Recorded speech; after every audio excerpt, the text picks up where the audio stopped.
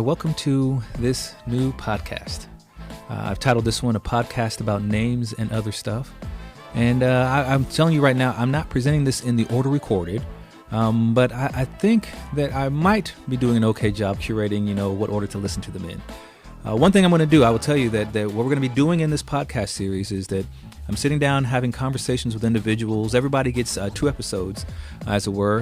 But on this first one, for each individual person, I'm not going to tell you who they are because it's a podcast about names and other stuff. And so their names are very important. If I tell you the name of the person we're going to be talking about before they get the chance to introduce their name, it kind of defeats part of the purpose and joy and fun of it all. So instead of telling you who we're talking about, let me give you a little bit of reason why. Why are we doing this?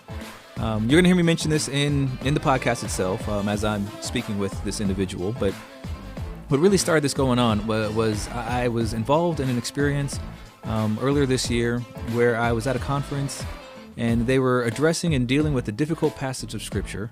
And in this passage, you have people who are abused, mistreated, and just downright done wrong. But they don't get a name. Their names aren't mentioned. And in this chapel service I attended at this conference, they talked about all the people in this world who suffer, who struggle, who die even. And we don't even bother to learn their names. But the beautiful thing is that God does care. God does hear. God does know their names. And they encouraged us as the participants of this chapel service to realize that even though we may feel unseen, unheard, uncared for, we have names that matter. Names of value. Names maybe that we put on ourselves. Names maybe that others put on to us. Yet and still, all these names come together. And they are part of who we are. And they are seen. They are heard. And so with that in mind, I wanted to do a podcast series where I sit down with people and we just talk about their names. The different names they carry. The good ones, the bad ones, the ones they regret, the ones they love and enjoy. And in talking about these names that these people carry, the idea is that just maybe we might get an understanding of what does it mean to be human? What does it mean to be the people we are? Maybe, just maybe, you'll leave from this saying, not only do I have names like that, but I can now listen to and hear and care for other people around me who also have names. Maybe I'll even ask them, hey, what's your name? What are the names you carry? And so with that said, we're going to start. This is the first episode of this new series, a podcast about names and other stuff. And believe me, there will be other stuff too. But let's go ahead and let's get started in here with this first person's names. We are now officially recording. Okay. We are recording. Got it. All right.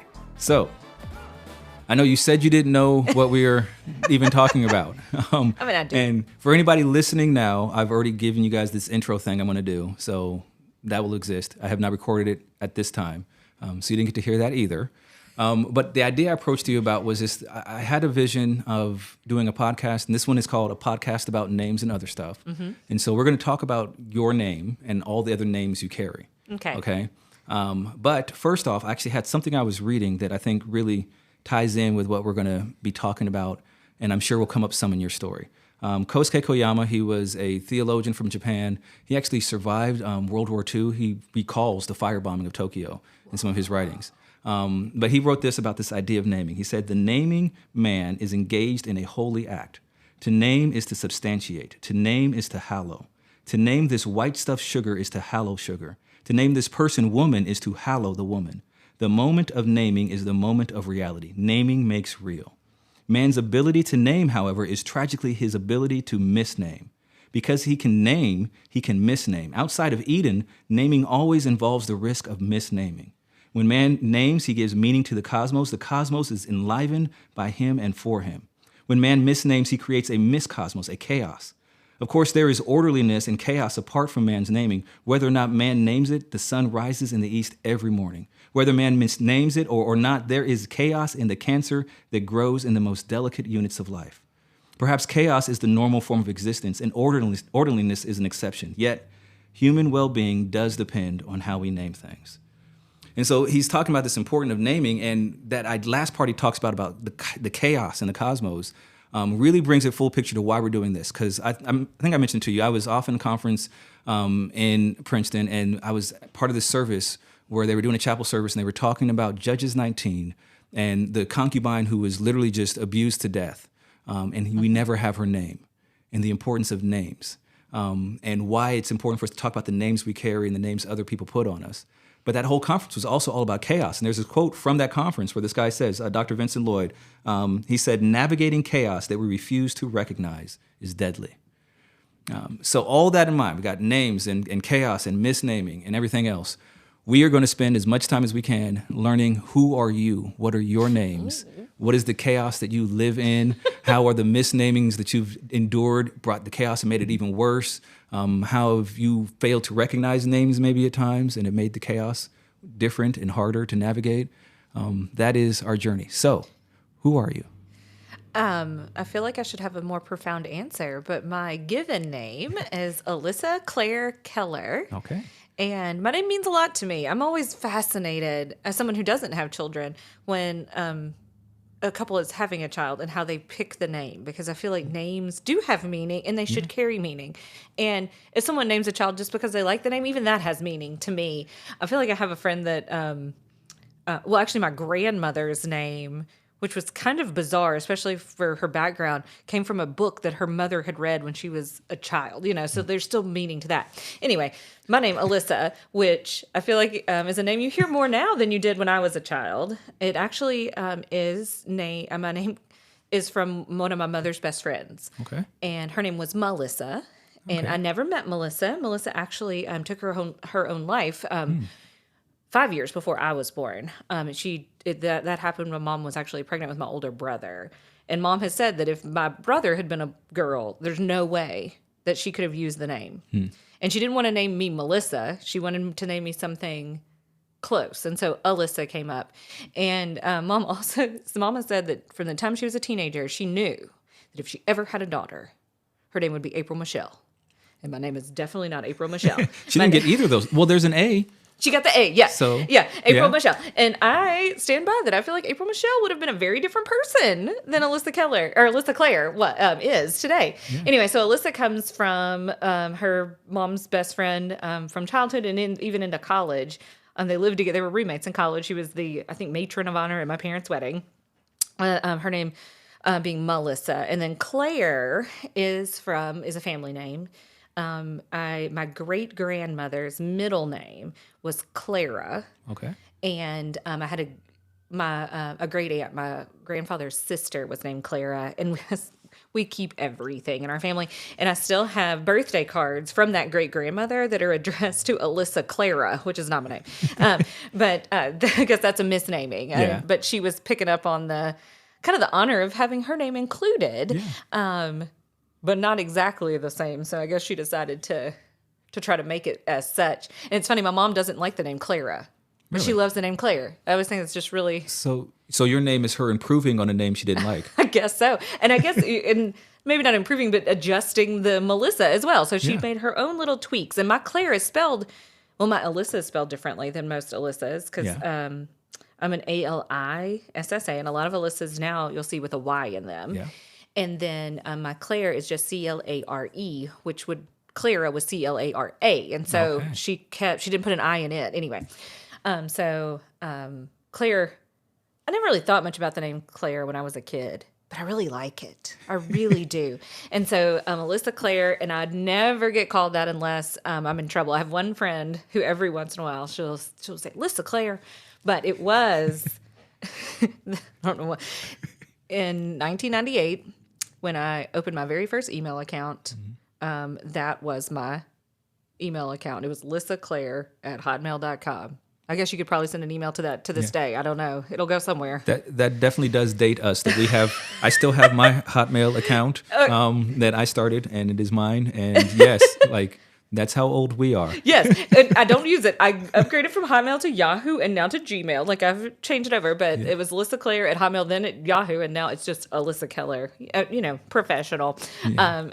In the Gmail world. So, and then my Keller is my family name. I'm not married, so it's still my given birth name, and it's funny to me. My older brother is a professor. And Keller is I think has German origins, even though I don't think we're super German. Anyway, but it means cellar, as in like a basement. Yeah. And you'll often see like a wine cellar, so like a wine cellar. Anyway, but my brother years ago, when he was a younger professor, had some German students, and they would call him Professor Basement. That's a different take on the last name. That's a different take on a last name for sure. So that's my given name, Alyssa Claire Keller. I say that every once in a while. People do actually call me Alyssa, but Lissa just comes out. I think it's just easier. But my parents don't call me any of those things. Okay. What do they call you? They call me Susie. Why? Great question. I don't know that they can answer that at Okay. this point. When I was very little, they call me Sally. Okay. Or do your parents know who you are? Yeah, I think so. I think they recognize me most of the time. Sally. No, wait, no, Susie. Yeah, I know. Who are you again? Yep. I mean, with a name with so much meaning that I can spout off. Yeah, no. It was Sally. Every once in a while it was Sally Jane. Then it became Sally Sue. And then Susie has stuck. I mean, birthday cards, presents under the Christmas tree, just walking in the house. Susie, that's who I am. So is Susie somebody different than Alyssa to you? No, not really. No, Susie is definitely me. And I think my mom now gets a real kick out of it to call me Susie in front of other people. And she and I'm just, I don't know. It's just, it's very endearing to me. Yeah. I like being called Susie. But it's funny. I think Susie comes, Sally was something from mom. Somebody, when she was in high school or something, was referencing the song Mustang Sally and called my mom that. And then somehow that got carried over to me. And I think Susie, part of that is the Creedence Clearwater, I guess that's the song I think. The Creedence Clearwater Revival, Susie Q. Yeah. Is I think where that, why. Right.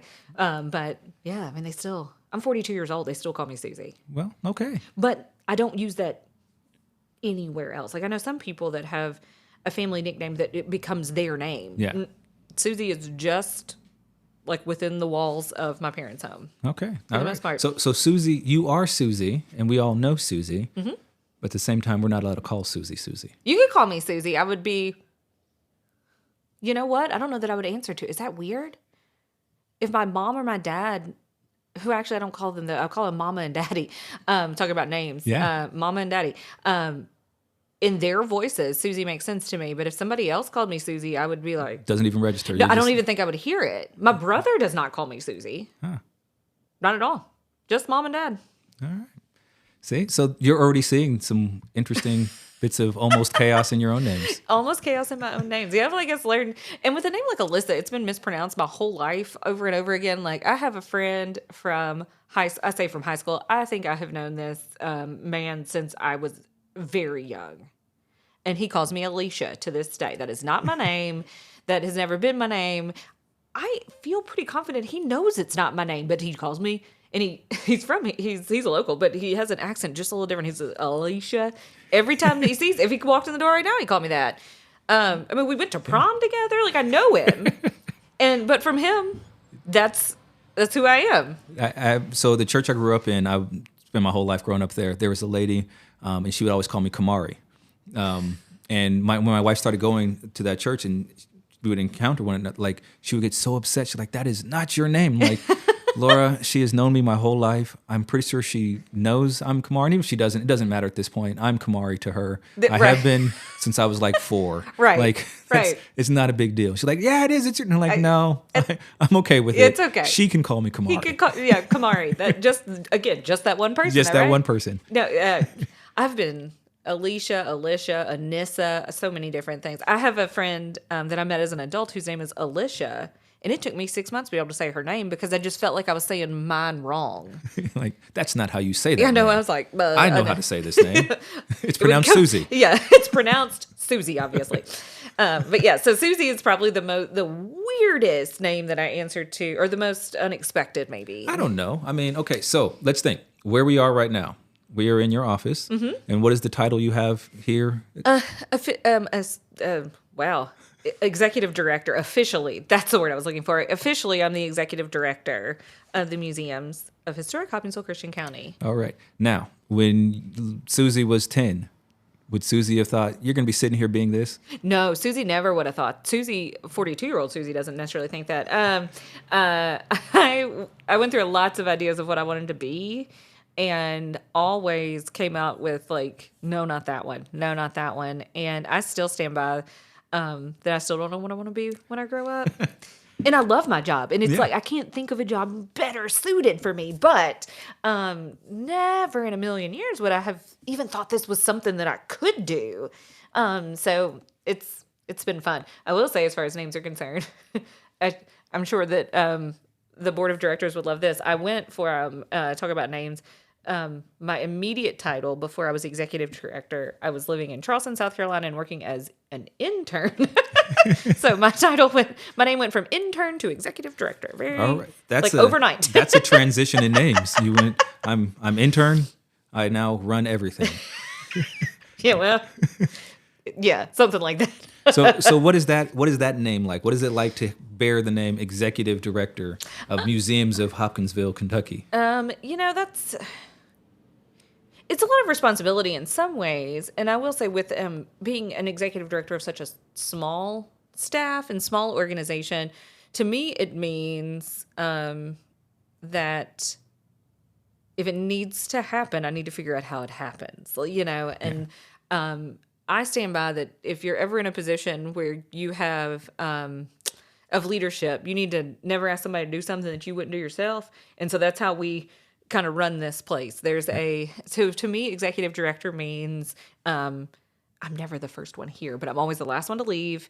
And I am here to serve this community, and to dig into as many pieces of it as I can. It means doing some of the work that's not fun so that I can do all the work that is fun. Yeah. But it may also mean cleaning the toilets someday. I mean, like, it's a little bit of everything. Okay. But being executive director, it does also feel like a title that hangs on me all the time. Like if I'm at the grocery store, I'm still the executive director of the museum. Like it's a hat you can't ever take off. I can't ever take it off. Which is that I don't mind that necessarily. Every once in a while, though, I don't. It's a weight. It's a little bit of a weight. Yeah. But I mean, what we get to do around here is so much fun, and it's stuff that just like fuels me in so many ways. I mean, there are parts of it, like I said, like cleaning toilets does not. Yeah. Because if it did, then you should have the title janitor. Right. Paying bills really does not. But there's so many fun things, and getting to like dig these stories out and then share them. It's like my favorite thing. And that's, I've been like this for a very long time. When I was little, I would go stay with my grandparents in a nearby community, and there was a house museum, and my grandmother would take me, and I would have so many questions about everything because I wanted to know everything that ever happened. And that's just who I am most of the time with just about anything. Like if something happened, I want to know all the details. I stand by people who love history just love gossip and are nosy. And yes, I want to know all the stories about all the people. I want to know their nicknames. I want to know how they got, back to names. So you're saying history is just gossip? Well, not all of it, but I think people who are drawn to it are very,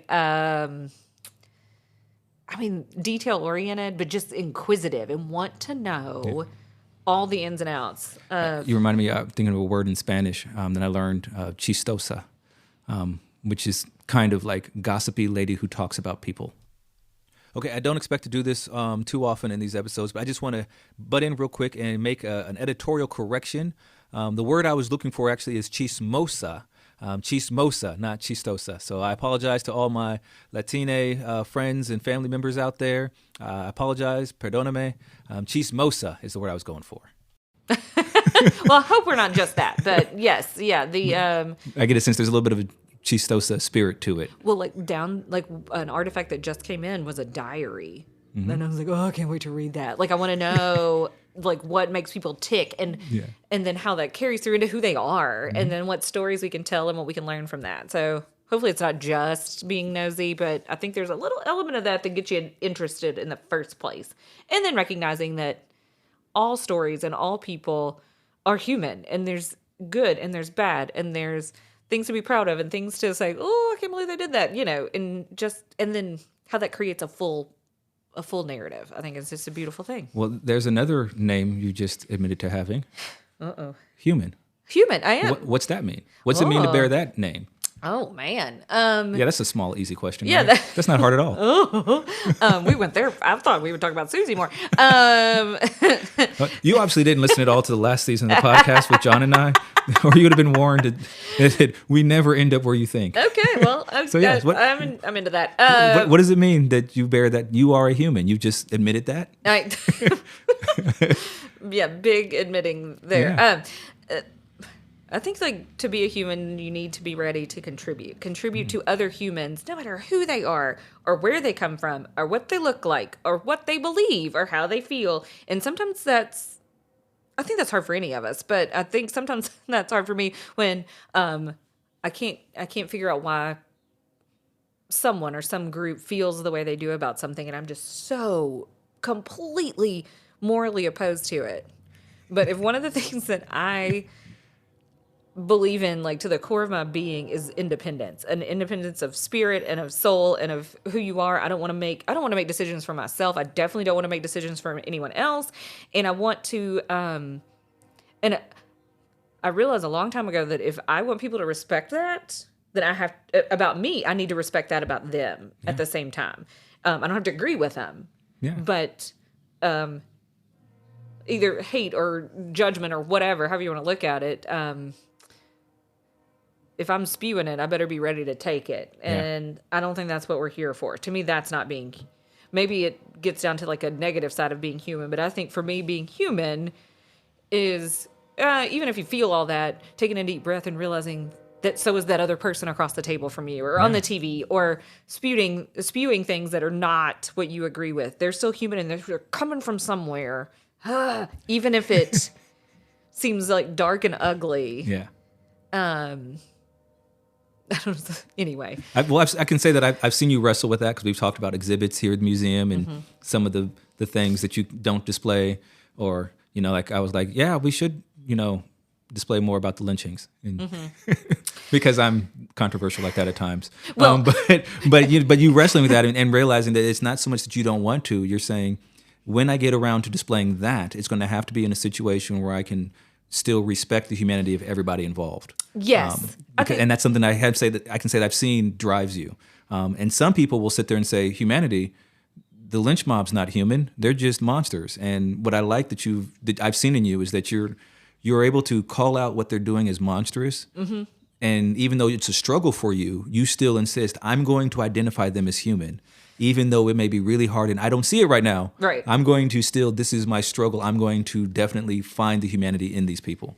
Well, thank you for recognizing. I think you may recognize something I didn't even realize I was doing. But like what I'd like to do, again, maybe it's this history side of me that I am such a product of this community. Like I always tell people that my family just grew out of the dirt right here in Western Kentucky, and I don't think that that's too far off.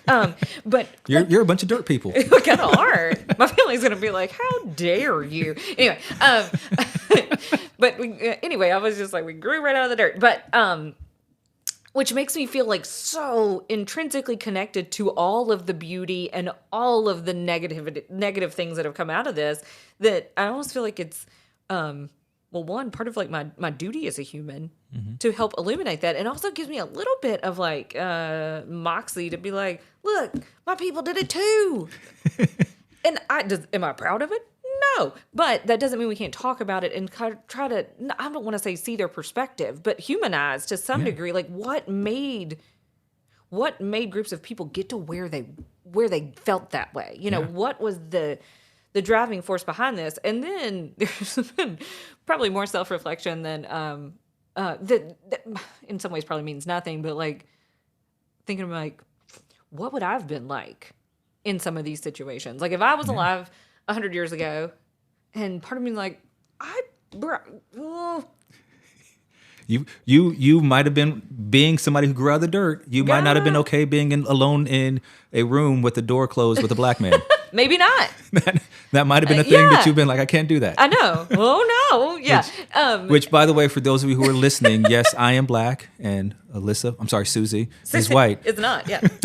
That is a reality. But I mean, but again, that's an attribute I've seen in you. And I'm not saying that to try and make you feel like, wow, I'm amazing or anything. But I've seen the struggle, and I appreciate that as somebody who, because it is a challenge here in this community. Yes, absolutely. And so what's the term for a person from Hopkinsville? I still have yet to figure that out. Are we Hopkinsvillians or? Yeah. Every once in a while I'll say Hopkinsvillian, and it's like, oh, that's rough. I really talk about names. Yeah. I know this is Hopkinsville, but it is 100% Hoptown to me. Okay. And it will. Like, sometimes I forget that I'm saying Hoptown and not Hopkinsville, like that I'm using its nickname of sorts because it's just always been Hoptown to me. But yeah, so Hoptownians. Okay. So okay, let's go. So what does Hoptown mean to you? Oh, because I'll say when I from California, when we first moved to Kentucky, we lived in the E-Town area, Elizabethtown. So I was familiar with this idea of letter town thing. Uh-huh. And then when we were living in Russellville, everybody says Russellville people, I'm not going to say everybody, but just about everybody I talked with on a prolonged basis said nothing but bad things about Hoptown and looking down on Hoptown. I have my own reasons now why I think that is, but going into the community, it was mostly negative. In fact, I never heard a single positive thing about Hoptown before I started being involved with the city myself, like working here and being here, pastoring here, living here. I didn't hear anything positive outside of Hoptown about Hoptown. That is so heartbreaking and not surprising. Yeah. And I think we're to blame for a lot of it. So I grew up here, out of the dirt. I'm a couple generations removed from the dirt, I guess. But graduated from Hoptown High, and then when I say this, I'm not exaggerating. With zero intention of ever living here again. I mean, I lived here in the summers in college, but no, there was no way I was coming back to this place. Why would I? Why would I come back here? And that's what everybody, high school, I'm leaving, and I'm never coming back. And people like me, especially, what's wrong with you? Why do you live here? You're not from here. You didn't have to live here. Which, so I did. I left. And when I went to college, I lived in Charleston, South Carolina, which is, this stunningly beautiful city. And then when this job opportunity came up, I was like, I can't do this. I am not going back there. And I hate to say this because, first of all, because I have moved past this. Yeah. And because I don't in any way want to fuel this feeling to anyone else. But it was like, if I came back, then I had failed. I didn't get out. Yeah. And I'll probably talk about him a lot. My older brother, he's just like a sage sometimes. And he was like, but you did. You did leave. And you're choosing to come back. And I was like, well, why would I? But why would I do that? Anyway, so I kind of came back. I don't want to say kicking and screaming, but very well, I guess this is it, Yeah. And it was rough for the first couple of years. And now it's just so funny to me why I felt so negatively about this town. Because if I sit here and start talking about what it was like to grow up here, it was fantastic. Yeah. It was wonderful. I, in high school, there were 9 of us that ran around together, 9 girls. And for the most part, 8 of us still keep in touch. We have a group text that's not super chatty, but still, we'll pop up. We somebody's birthday was on Sunday, so we all, chimed in for birthdays, and we still get together when we can. And it's funny, I would go to the ends of the earth for these women. Yeah. And some of them, let's see, there were 9 of us. 3 of us were in a dance class together when we were 4 years old. Okay. We added a 4th our next year. I mean, we have known each other forever.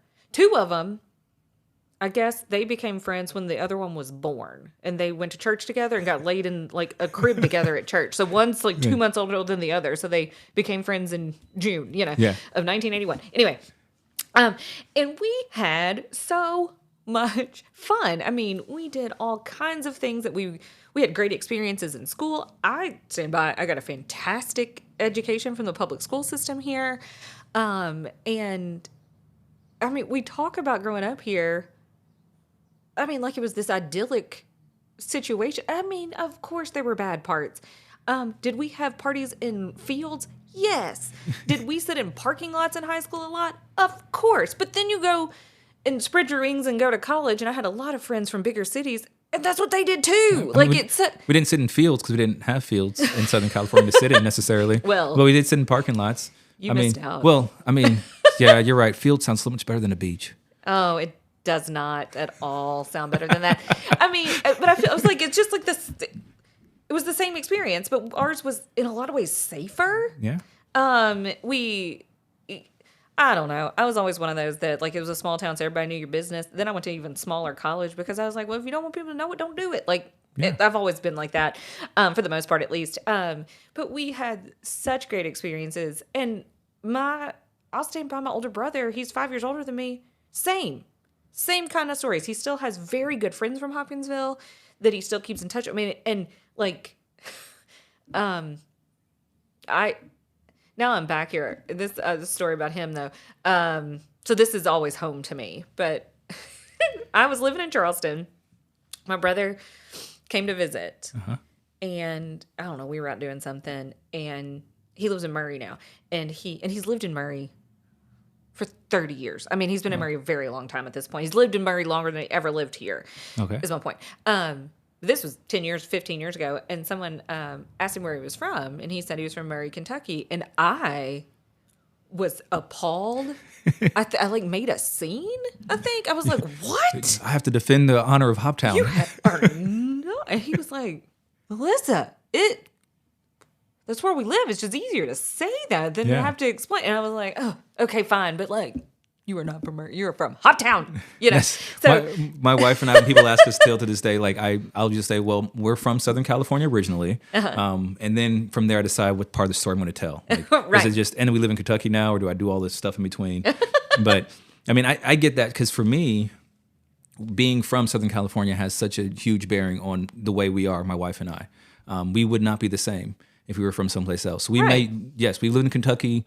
This is the longest we've lived in any one state. Oh, is wow. Kentucky. Yeah, but that's not saying much. We've been here 8 years. Like, woo, yeah. Exactly. So that's not saying much. We tend to move. Yeah. But still, yes, we've lived here longer than any one state in a row.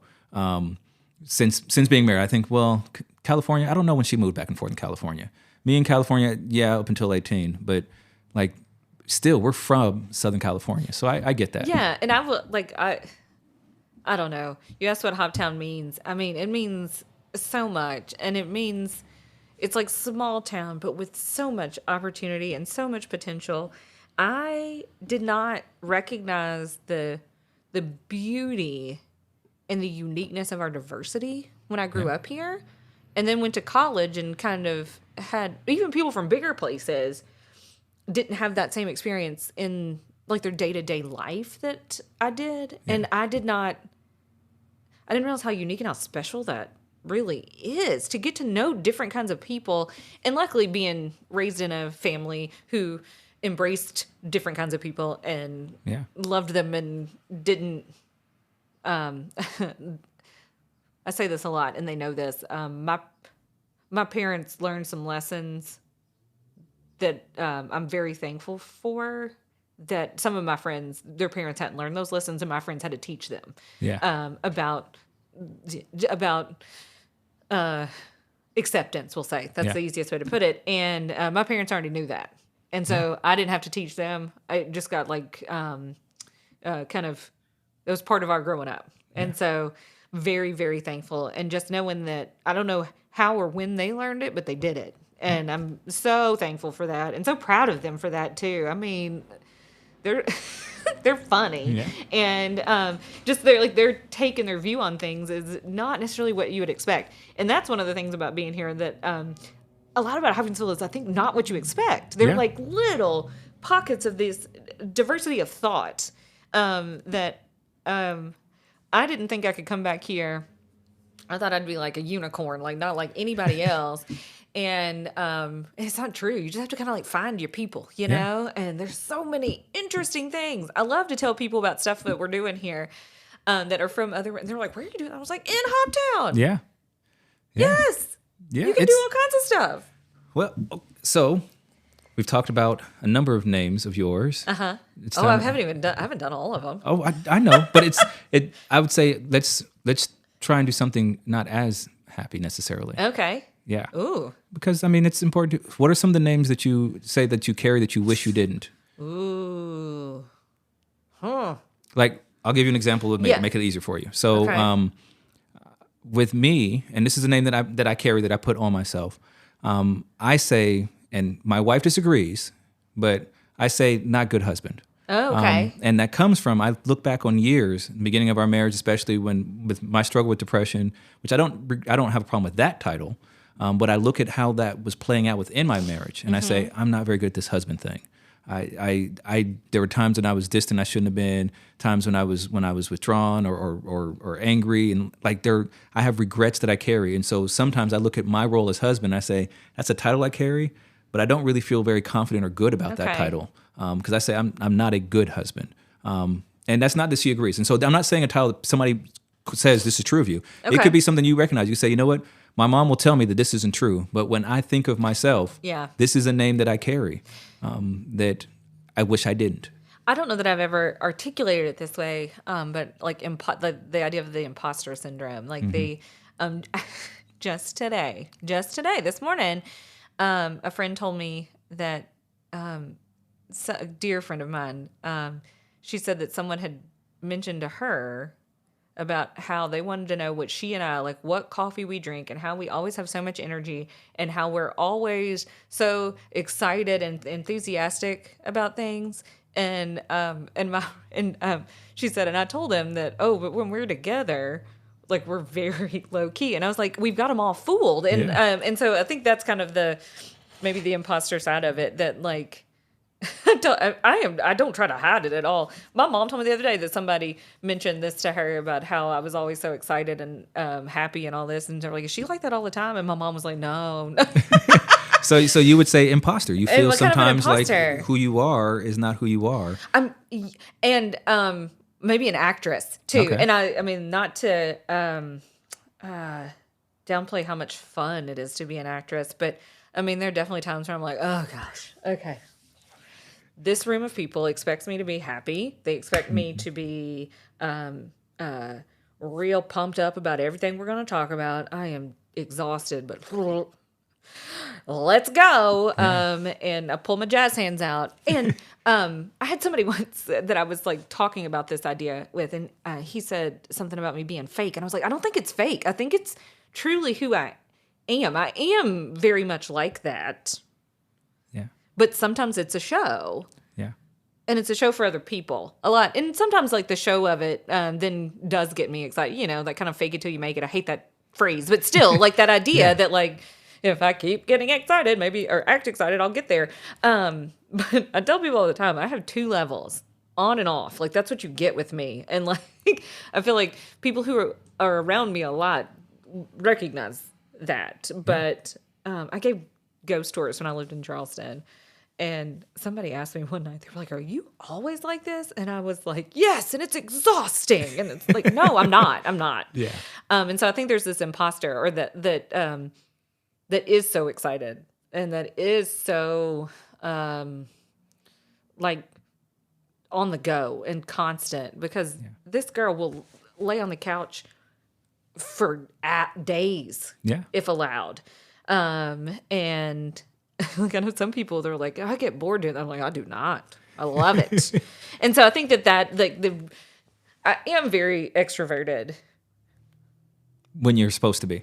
Yes. But I can definitely come down from that hard sometimes. Yeah. And the same friend, she and I have talked about this before, about sometimes we get so high that the only thing, then we crash. And then it can, for me, I don't want to speak for her, but for me, like sometimes that can be dark. And that's when it's like the imposter side comes out for sure. Where it's like, oh my gosh, I don't even know what I'm doing. Yeah. Like I just convince people to invest in a project or whatever it may be. what are we going to do next? Oh my God. What happens when they find out they shouldn't have given me that money? I know. Oh my God. What are we? And then I get like real. Anyway, I told my sister-in-law when she came in the family, I was like, I'm real good most of the time. And then it's going to be like all hands on deck to like put me back together because something is going to spiral. Also, so I think this idea of imposter, I try to own it and try to make sure people recognize that, like. Would you be comfortable talking about one of those moments when you are the person who, I guess, you said you spiral and then you put back together, so that'd be essentially a time when you carry the name Broken. Oh yeah. Do you feel comfortable talking about that, or what is it? What is Broken, Alyssa? Oh, Broken Alyssa can get real down, very dark. COVID was very hard on me. Yeah. For a while, and then somehow I don't know whether it was through getting used to it or getting some things to actually help me balance out some of the emotions. But I mean, like, I live by myself. I get a lot of energy from other people, and I got very convinced that was it. Like, I was never going to be around anyone anymore. And I would talk to all my friends are married. And I would talk to my friends, and they're like, "Oh yeah, we haven't left the house either." And I'm like, "Yeah, we haven't." I'm saying You at least have another human with you, and I don't have anything. And so that. What about? I mean, and I'm not trying to be presumptuous or make it all horrible time, but I want to make sure that we're doing some real talking about these names. So do you carry the name single? I do carry the name single, and that felt like a big old let down too, and it kind of does still. I think I've learned to lean into it a little bit. Let down to you or your parents or your family, society, Hoptown? Society to me, I guess. I don't know. I'm not much of a planner, but like it was like I don't want to say I had goals. It was like you graduated from high school, so you went to college, and then you got married. You know, it was just like a natural progression of things. Yeah. And my life did not follow that natural progression, and so it does feel like a failure. Yeah. And it would drive me crazy. I was talking about those friends of mine from home that were anytime. They've gotten better, but I mean, it was like, "Hey, how are you doing? Are you dating anybody?" And I was like, "Why is that the only thing y'all care about?" Because we want you to have kids, so then our kids can be best friends, right? And I was like, "Oh, okay." So yeah, I mean, that has felt over time like a failure. Like I said, I've kind of started to embrace it at this point, and now with the darkness part of COVID and that I'm never going to see anyone again, I started reading more and trying to like learn how to embrace it a little, and now. A girl here who could not sit in silence. Like, there always has to be a TV on or music on. I can actually sit in silence now. Yeah. I was like trying to meditate, and I was like, "This is awful." And so like, did you actually say that out loud? Maybe. There's always a chance. I do talk all the time. A talker? Is that one of my names? Yeah. Is it? Are you a talker? I mean, yes, you are. I am. No. Well, my mom told me the other day, she's like, "Hey, I say these things." And she was like, "I've started to talk to myself. I think I'm crazy." And I'm like, "Oh, well, if that's the qualification." I was like, "I talk to myself all the time." Yeah. And she was like, "So I'm not crazy?" I'm like, "Well, we both are." I offended a lady in the office yesterday because Brandon, the lead pastor, he was out of town and he's back, and one of our administrative assistants, she was talking to him, and she was like, "Yeah, they had some great conversations while you were gone." I'm like, "Yeah, I sure did." And I was like, "Oh, you were talking about you?" She's like, "Oh, thanks." Well, I'm like, "I'm sorry, I didn't mean that to be offensive. I thought you were talking about me because I have great conversations with myself all the time.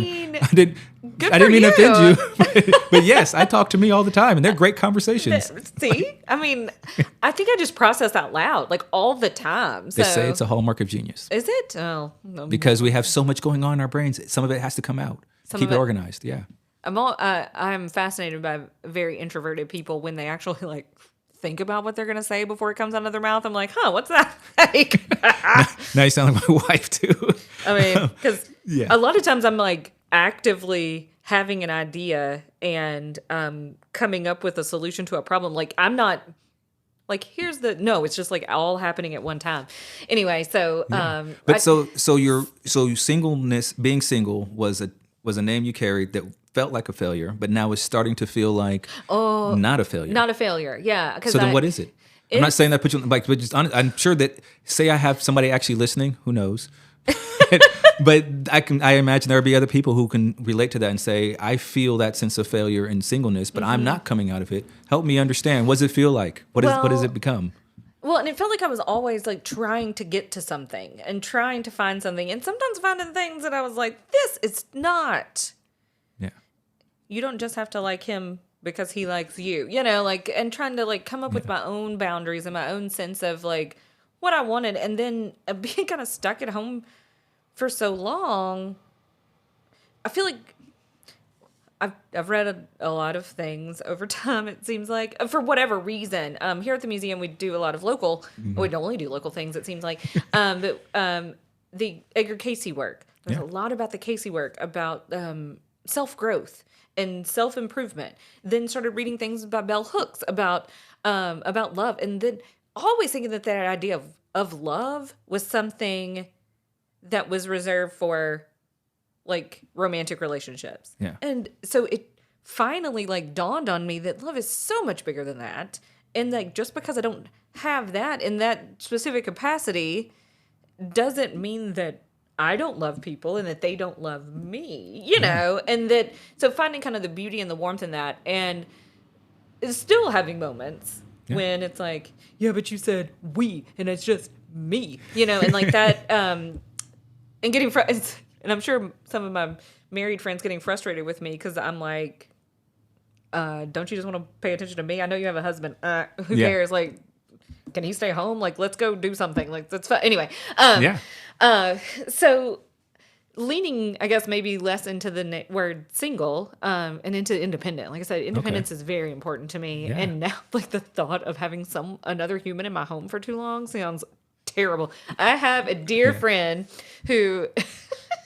He is also single. He told me this a long time ago. I was whining probably and complaining about being lonely. And I love TV more than any human should. And here's what the advice he gave me. So this is my advice. He said, okay, I want you to turn on ESPN Sports Center on the TV. And I was like, why would I do that? He's like, turn it on. And I was like, okay. He's like, I want you to watch Sports Center for the next 4 hours. I was like, that sounds awful. He was like, yes. Now, turn back on whatever you want to watch because that's what you get to do because you're the only one in the house. Like, he was like, having someone else in your house means you have to watch TV you don't want to watch. So, like, he was pointing out, like, a very small, kind of silly piece of beauty there is in having a space all to yourself. And I do really relish that at this point. And so, I don't know, it just looking, I think... recognizing that I may not be a unit of two, but I'm still a very whole unit as one. Yeah. And that there are so many people surrounding me that are lovely and loving, and then figuring out how to nurture those relationships. Just because like you don't necessarily have this one specific kind of relationship doesn't make you a failure. And like it doesn't happen that way for everyone. And just because it doesn't happen by today doesn't mean it couldn't happen tomorrow. I mean, like there's always that opportunity. So now I just celebrate I try to celebrate all the people in my life, no matter who they are. And I'm so lucky to be back in this community. And it's so funny. So I grew up here, but my closest friends here are not people I knew growing up. Some from here, some not. And I mean, anytime we see each other, when we leave, it's always like, love you. And I mean, this is like me and their husbands. And I mean, like, it's because because we're family. I mean, that's what we are. And that's what families do. Yeah. And we do. And I would do anything for them. And I know they would for me. So. Well, there's another name then. Family. Mm-hmm. So, because you have family, you're part of family. You talked about other family you have. What does the name family mean to you then? I think family can mean a lot. I mean, there's obviously your blood relatives, and maybe that's more like relatives. And I mean, as a historian, I love some genealogy. I love to dig into that. I love to know. She's threatened to look into my genealogy. Oh my gosh! Like I want to know all the things. And so obviously that's one of the things about being single that I had this big realization once that like, I don't know that I still feel this way, but at one point I was thinking about all my friends who were married and had their own kids and how they had a family where I was just part of one, if that makes sense. And I still kind of do feel that way But I don't know that that's necessarily a negative. It's just kind of I don't know, like just a different way of looking at it. But I think family can mean a whole lot of things. Obviously, I have my immediate family, my parents and my brother and my sister-in-law, who she's my sister, let's face it. And then they've kind of very shockingly had a baby during COVID. And so now we have a niece. Wait, shockingly? I mean, yes, a lot of people made children during COVID. Well, they actually did that before COVID, but okay. she was born during COVID. Okay. And she's 2.5 years old, and now, so her name is Lola, and she's named after, it's a family name. So see, names are important, and her middle name is her mom's middle name and her grandmother's middle name. So see, names, we always have a good reason. But little Lola, man, I joked about this the other day. Until she came along in the immediate family, I was the youngest, and I am like, my cuteness is gone, And so like, she is just like, everybody loves and she loves it too. Like she just runs the show. And so I feel like that is definitely family. I also, growing up here, we had what I consider my second family. I mean, I would say we're not as good about cousins in my family. Like we have cousins, but we don't get together a ton. And we didn't necessarily when we had very key benchmarks of, what we do at Christmas, what we do on birthday, So I feel connected to that kind of in like a ethereal sense, but not in a like real grounded sense. Like, actually, I was just talking about this earlier that I sit around at the museum and do research on other people's families. Yeah. And I don't do it on my own. Like I know stories. So that's one of the projects I'm going to start working on is like looking into that. Years ago, I was doing a program where I was trained in conducting oral history interviews. And I had to come up with somebody. And I had this whole list. And I'm like, why don't I interview my aunt? Yeah. Because we like to pick on her because she's the elder of the family now. And I was like, why don't I go sit down and talk to her? And I learned so much. She's my dad's older sister.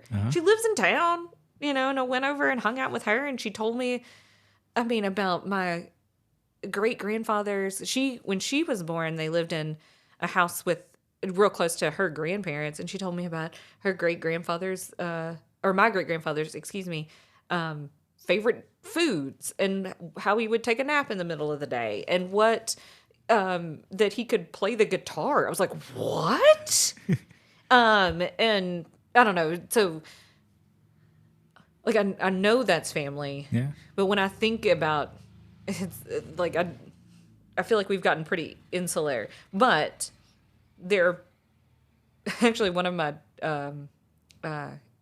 group texts on my phone is with this core group of friends, and it's like a mash of all of our last names put together, family. Because like that's family too for me. So, and then my second family, like I mentioned, my mom and the other mom, they I think met in Sunday school when they were 3 years old. So that was a long time ago.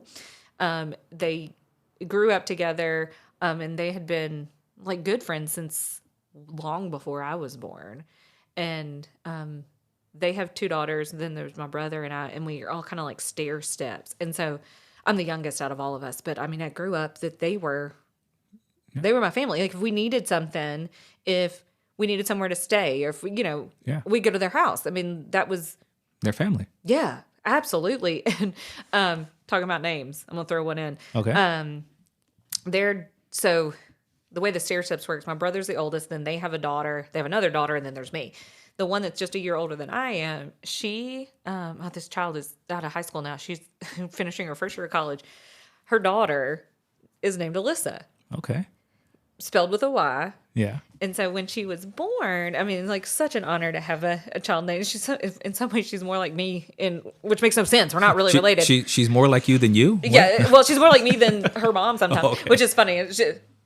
Maybe she's more like Alyssa, less like Susie. Anyway, so her name is Alyssa, spelled with a Y, so it's Alyssa. She has 2 older cousins that are twins, and the twins were probably 3 when she was born. And so to differentiate me from the baby, I became Big Lissa. And I was like, like Okay. old Lissa I would take. I mean, like any big Lissa. You'd rather be old Lissa than big Lissa. I would really rather be old Lissa than big Lissa. I was like, fun Lissa. What? I mean, I can be any of these. I just think old Lissa or big Lissa. I'm just like, I'm but, I fine. mean, I get you're from Hoptown, so I guess all right. Because like I'm the California like I'm just thinking like old Lissa over there. Oh well, see, age doesn't bother me, but size apparently does. So they call me Big Lissa, and they don't do. They're like 21 years old now. They don't do it anymore. But once this baby, like, actually was being called by a name, they don't call her Alyssa. They call her Allie. So there was no need to continue to call me Big Lissa, but they did. So even though she's Allie, we're gonna make sure you stay Big Lissa. Yeah, for a long time. So there's a name you carry that you do feel negative about. I did not love that. I was like, only, and then everybody thought it was real funny, and I was like, oh. I did learn a long time ago that if you didn't like something and you acted a whole lot and you got real, salty about it, then people were going to dig into it. So the best thing to do is to let it just let it go. I learned that's a Southern thing. I learned that when I moved to Texas for college because it's not like that in California. And that first year was miserable in the South. Yeah, that's a Southern thing. Oh, yeah. They want to find out that one little thing about you and just needle the heck out of it. Yeah, so if it doesn't bother you, then people give it up. So anyway, Big Lissa was one I carried for a while. My high school friends also called me Asa, which has a whole silly story behind it. But Asa, okay. Well, here, let's do this. I'm sorry. We will pause. Okay. We're gonna end here. For anybody who's actually listening, if anybody ever does, and we'll have. I guess this is gonna be a 2-parter. And we'll pick up on this Asa thing in the next part. Asa, yeah. Okay. All right.